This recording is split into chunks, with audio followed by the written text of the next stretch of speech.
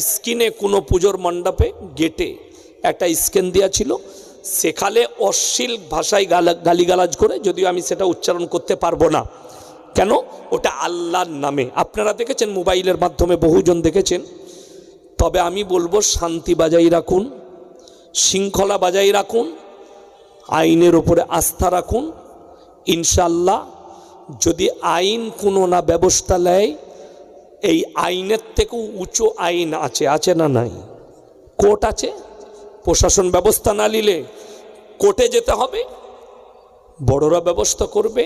আমরা ইনশাল্লাহ খোঁজ রাখছি। তবে হিন্দু মুসলিম শান্তি বজায় রাখুন, আমি বলবো। আর যারা বাইরে থেকে মিথ্যা প্রোপাগান্ডা ছড়াচ্ছেন, তাদেরকে বলবো, আল্লাহ এদিকে তুমি ধ্বংস করে দাও। বলুন আমিন। আল্লাহ তুমি এদেরকে ধ্বংস করে দাও।